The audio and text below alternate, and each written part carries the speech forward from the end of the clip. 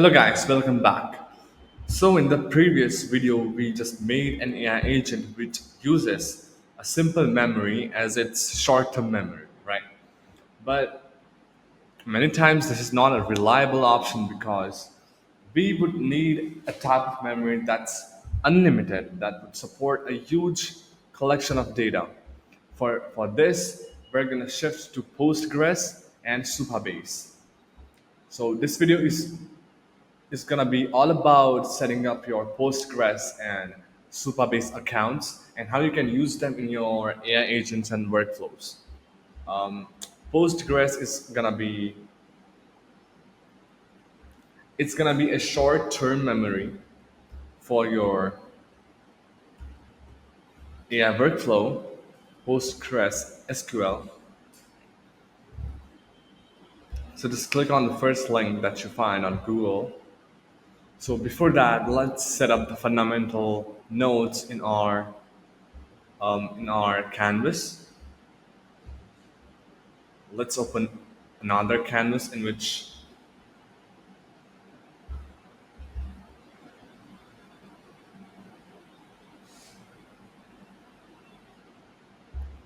the trigger would be chat chat trigger,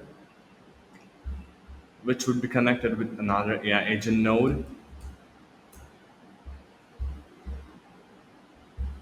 which itself would be connected with the OpenAI chat model. Okay, that's pretty cool. We have our credits already connected. And in the memory, we're gonna be connecting the Postgres chat memory.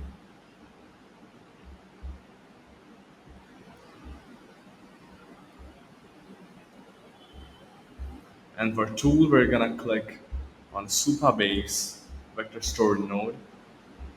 And like whenever we need to connect with the third-party services, we need to set up the credentials. For example,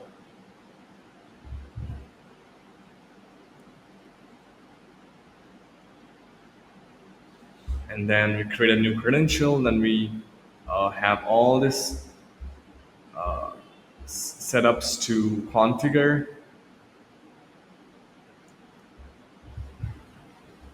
the username, database, password, and all. So our next step would be to create an account in Supabase and then access it to support our all these projects. Let's go on Supabase. So I'm gonna be creating a new account, sign up now, and I'll just select continue with GitHub.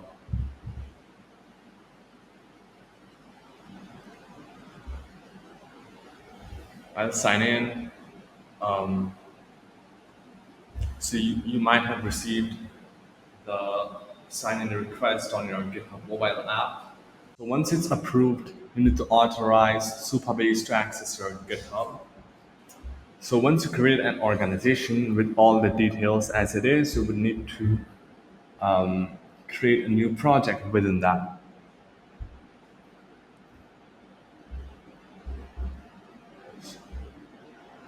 So let's leave this as it is.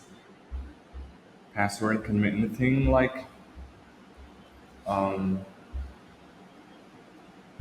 you want to make sure that you have this saved somewhere else because this is gonna be needed in the future when you use Supabase.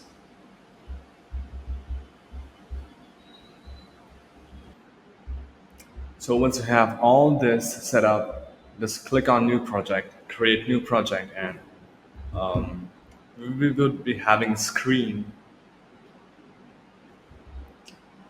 and it's gonna take a while to set up a project. So once you have your project all set up, you need to go to your database section, or rather not from the main menu, but rather you need to go to your project setting and in the configuration, database. So all you have to do is click on the connect button so that you connect your database with the n8n system. Okay, this is the place that you require all the details from, but it's type. It's not going to be URL. It's going to be Postgres SQL, and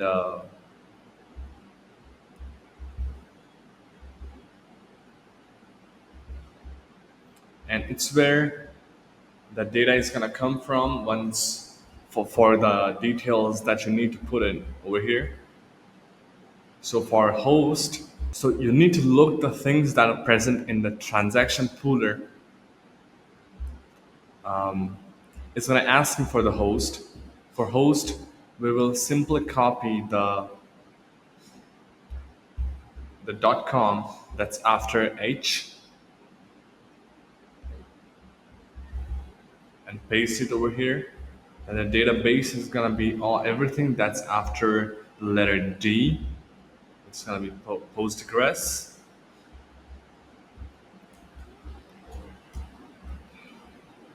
The user is going to be this one, everything that's after U.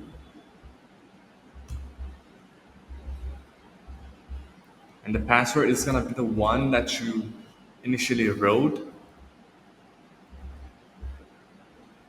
SSL is disabled. And at the bottom, you're looking for the port. And this port is going to be this one.